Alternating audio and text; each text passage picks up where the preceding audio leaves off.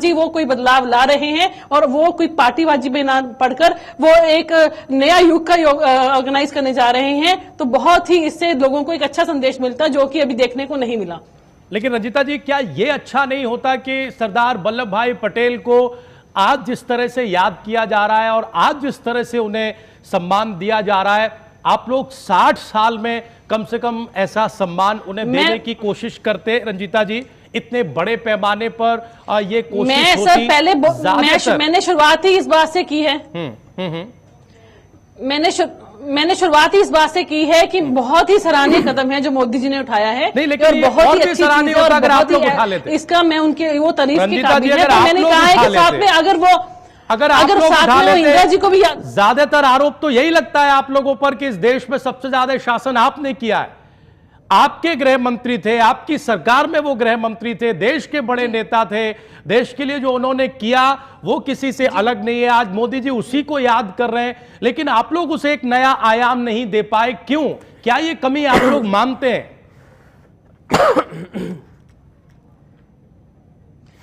देखिए, इस तरीके की जयंतियां और इस तरीके के त्योहार हमने भी मनाए हैं। ये नहीं आप कह सकते कि 9 साल में कांग्रेस पार्टी ने किसी भी अपने नेता को या अपने शहीदों को याद नहीं किया। लेकिन गांधी नेहरू परिवार के आसपास ही मनाए हैं। उन्होंने आधा अधूरा रंजीता जी, है। अगर वो ये आरोप बहुत आम है आप लोगों पर कि वो सब गांधी नेहरू परिवार के आसपास है, इसके इधर और इसके उधर कुछ नहीं दिखाई देता। देखिए, गांधी नेहरू परिवार ने अगर उपलब्धियां पाई हैं तो उन उपलब्धियों के लिए उनको नवाजा गया है। इंदिरा गांधी जी गांधी परिवार से नहीं है। वो नहीं, आप तो कह रहे हैं कि सरदार वल्लभ भाई पटेल है, तो उसके लिए सरदार वल्लभ भाई पटेल के खाते में भी बहुत सारी उपलब्धियां हैं। क्यों नहीं आपने इन उपलब्धियों को जनता के सामने रखा इतने बड़े पैमाने पर, जैसे आज रखा जा रहा है रंजीता जी? वो हमारे देखिए, ये जो हर चीज की शुरुआत कभी इनोवेशंस की कभी होती है। ये नहीं आप कह सकते कि आपने ये किया और कांग्रेस ने ये नहीं किया, बीजेपी ने ये किया, कांग्रेस ने ये नहीं किया। बात ये है कि ये कदम जो मोदी जी ने उठाया है ये बहुत ही अच्छा है, बहुत ही सराहनीय है। पर अच्छा ये होता, बहुत अच्छा ये होता अगर वो इंदिरा जी की पुण्यतिथि को भी साथ में याद रखते। लेकिन रंजीता जी, इससे पहले कि हम बीजेपी के प्रवक्ता से जवाब लें, ये तो वही हो रहा है ना जो आपने किया। ये ऐसा करते तो अच्छा होता, लेकिन ये सीख देने के लिए तो आपको अतीत में पहले अच्छा करना चाहिए था, जो आप लोगों ने नहीं किया। आप लोग वो उदाहरण पेश नहीं कर पाए इतने लंबे शासनकाल में भी।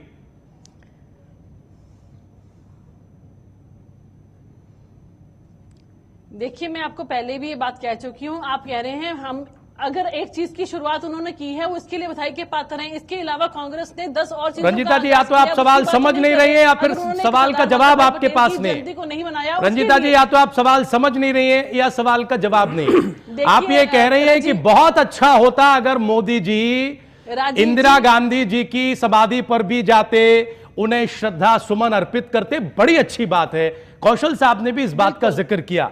हम आपसे सवाल ये पूछ रहे हैं कि क्या 40-50 साल के शासन में ये अच्छा नहीं होता कि कोई भी कांग्रेसी प्रधानमंत्री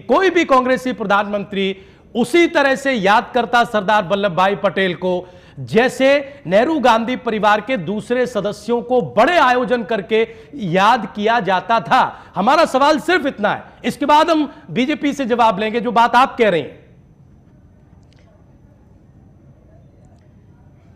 देखिए, अगर मैं ये बात कहूं कि आज तक जितने भी मुख्यमंत्री बने हैं उन मुख्यमंत्री की शपथ में पूरा कैबिनेट आकर वहां पे 2 करोड़ रुपए खर्च करके वहां पे शपथ नहीं ली गई। तब मैं ये कहूंगा कि आप सवाल का जवाब देना नहीं चाहते। कई चीजें इनकी अच्छी, ये कैबिनेट, ये बात कैबिनेट की नहीं है। तब हम ये कहेंगे कि आप सवाल का या तो जवाब आपके पास नहीं है रंजीता जी, आप देना नहीं चाहते हैं। ठीक है, हम आएंगे आपके पास। हम जरा बीजेपी के प्रवक्ता से जवाब लें, इससे पहले परिचय करा दें। हमारे साथ प्रदेश प्रवक्ता प्रोफेसर वीरेन चौहान स्टूडियो में जुड़ चुके हैं। चौहान साहब, बहुत स्वागत।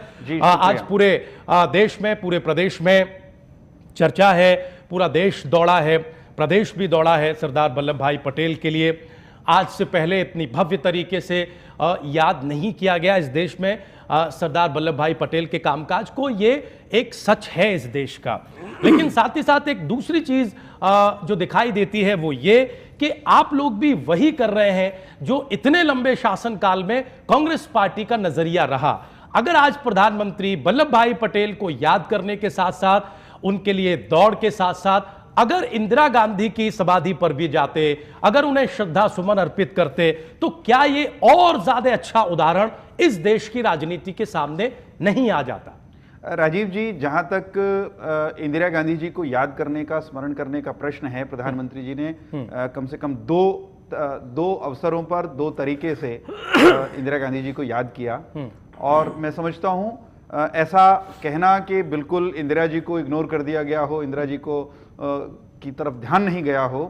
प्रधानमंत्री जी संभवतः राजपथ पर जब बोले और जब पटेल जी को वो याद कर रहे थे, तो प्रधानमंत्री जी ने कहा कि आज पूर्व प्रधानमंत्री श्रीमती इंदिरा गांधी की भी पुण्यतिथि है। की भी सुनिए मतलब ये ठीक वैसे ही है जैसे कांग्रेस शासित सरकारों में जब हम 2 अक्टूबर को याद 2 अक्टूबर का जिक्र करते हैं तो राष्ट्रपिता की जयंती है, लेकिन आज लाल बहादुर शास्त्री की भी आपको ठीक इसी तरह से 31 अक्टूबर को पहले आप याद इंदिरा जी की है, लेकिन सरदार वल्लभ भाई पटेल की भी राजीव जी इधर से उधर आ गया। राजीव जी, अंतर को समझना पड़ेगा। अगर इंदिरा गांधी और सरदार वल्लभ भाई पटेल को साथ आप रखेंगे, दोनों के व्यक्तित्व, कर्तृत्व और उन्होंने जो कुछ किया अपने जीवन काल में उसकी तुलना करेंगे तो निसंदेह ये पाएंगे कि सरदार वल्लभ भाई पटेल ऐसे व्यक्तित्व रहे हैं जिनके साथ कांग्रेस की बीती सरकारों ने, जो ये दावा करती है कि वो हमारे थे, हम तो कहते हैं वो देश के थे और हमने कायदे से उनको अपनाया, उनके साथ पिछले जब से देश आजाद हुआ है उनकी घनघोर उपेक्षा हो रही थी। उनको उनका स्थान जो था, ड्यू जो भारत के समकालीन इतिहास में उनका स्थान होना चाहिए था, प्रधानमंत्री नरेंद्र मोदी जी ने उस तरफ कदम बढ़ाए हैं। इंदिरा जी को ट्वीट करके भी प्रधानमंत्री जी ने याद किया कि उनकी पुण्यतिथि है, मैं उनका स्मरण करता हूं।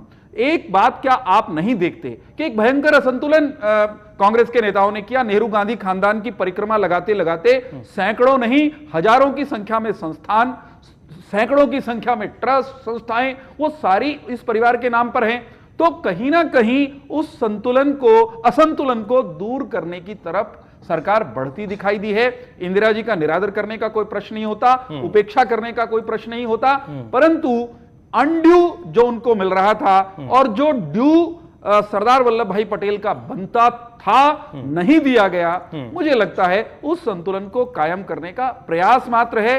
हम कतई ऐसा नहीं करने वाले जैसे इन्होंने अपना कहकर भी सरदार वल्लभ भाई पटेल को पराया बना के रखा। मैं एक वाक्य के साथ अपनी बात खत्म करूंगा, अगले प्रश्न पर आप जा सकेंगे।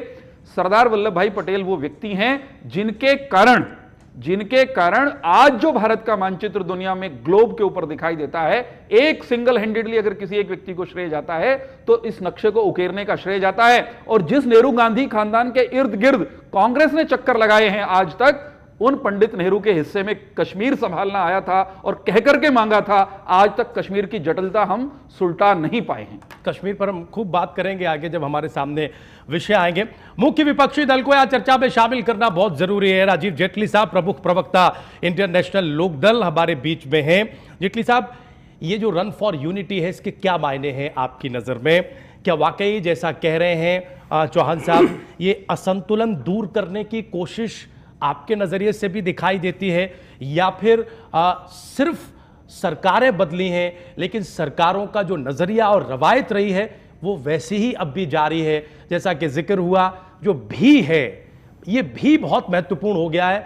सब सरकार बनती और बिगड़ती है, इस भी में किसे प्राथमिकता मिलेगी सिर्फ ये दिखाई देता है। देखिए राजीव जी, इस बात के लिए जिस तरीके की हम चर्चा कर रहे हैं, कांग्रेस के प्रवक्ता बता रहे हैं कि हमारे नेताओं को याद नहीं किया गया, और कांग्रेस के ही नेताओं की जिनको याद किया जा रहा है उसके लिए उनको थोड़ी सी तकलीफ हो रही है। लेकिन मैं एक बात बहुत इंपॉर्टेंट आपको बोलना चाहता हूं। आपको इस बात की गहराई में जाना पड़ेगा कि रन फॉर यूनिटी जो आज सरदार वल्लभ भाई पटेल के लिए हमने जो आज दिवस मनाया था, उसके पीछे के मुख्य उद्देश्य क्या है। असल में कांग्रेस ने जो थ्योरी अपनाई थी रूल करने की, उस थ्योरी को कहते हैं ब्रिटिश लॉ ऑफ रूल, वो ब्रिटिशियन अपनाई थी। और कांग्रेस के साथ एक प्लस पॉइंट ये रहा कि पीछे लगभग 50-60 सालों से इनका राज था, इन्हीं के नेता आते रहे, उसी को सम्मान देते रहे और वहीं पे वो साइकिल घूमती चली गई। आज क्योंकि भारतीय जनता पार्टी के पास शायद वो पीरियड काफी कम था, तो इनके पास इतनी लंबी लिस्ट नहीं थी जिनको आगे रखकर जिनको सम्मानित किया जा सके, या जिनके नाम पर देश को यूनाइट किया जा सके, या जिनके नाम पर एक नई थ्योरी बनाई जाए रूल करने की। तो आज मुझे लगता है जो एक नई थ्योरी आई है, क्योंकि वल्लभ भाई पटेल लौह पुरुष माने जाते थे, और अगर आप क्लोजली वॉच करें हमारे माननीय प्रधानमंत्री नरेंद्र मोदी जी को भी, तो जिन्होंने वल्लभ भाई पटेल जी की कभी पुरानी कोई थ्योरी पढ़ी हो, उनकी ऑटोबायोग्राफी पढ़ी हो, या उनका व्यक्तित्व पढ़ा हो, या उनकी विचारधारा पढ़ी हो, तो मुझे लगता है वो काफ़ी जल्दी उनको आपस में जोड़ पाएंगे, क्योंकि हमारे प्रधानमंत्री भी बिल्कुल उसी थ्योरी से काम कर रहे हैं। और उन्होंने अपना आइडियल जो बनाया, क्योंकि प्रधानमंत्री बनने से पहले भी उनकी सुभाष वल्लभ भाई पटेल जी को जो चाहे वो स्टैचू बनाने की बात आई, या बार बार उन्होंने उसको मेंशन किया, उन्होंने उनकी थ्योरी को अपनाया है। उस थ्योरी के तहत वो पूरे हिंदुस्तान में काम कर रहे हैं। नहीं जेटली साहब, इसका मतलब ये हुआ कि जो कांग्रेस पार्टी के आइडल थे वो उनके लिए आयोजन समारोह कर रहे थे, जयंतियां हो रही थी, और जो बीजेपी के आइडल हैं, जैसा कि आप खुद बता रहे हैं, अब वो अपने आइडल के लिए समारोह ये चीजें कर रहे हैं। मतलब जो देश के महापुरुष हैं वो अपने अपने हिसाब से बट गए हैं, ऐसा लगता है। बिल्कुल, देखो मैं आपको एक बात बताना चाहता हूँ, बता रहे हैं सर। हाँ। बात एक बताना चाहता हूँ, हर बार कोई भी आप काम करते हैं तो पहले आपको अपना एक आइडियल पकड़ना पड़ता है, उस आइडियल को ही आप आगे लेके चलते हैं। कांग्रेस पार्टी ने पिछले 60 सालों में जिस नाम को लेकर अपनी राजनीति करी थी, वो नाम था हमारे महात्मा गांधी जी का। वो बार बार जब भी बात करते हैं तो वो महात्मा गांधी जी की करते थे। ये कांग्रेस के पास, कांग्रेस ने महात्मा गांधी जी को हाईजैक कर रखा था अपनी राजनीति, अपनी पॉलिटिकल सर्वाइवल के लिए। आज जिस तरीके से जो ये प्रोग्राम आज आप पूरा दिन आपने देखा, पूरे प्रदेश से, पूरे देश से सभी सरकारी विभागों ने उसमें पार्टिसिपेट किया, ओथ ली, शपथ ली, जितने भी कार्यक्रम हुए, ये भी यही बताने की कोशिश कर रहा हूं। अगर आप पॉलिटिकल नजरिए से देखेंगे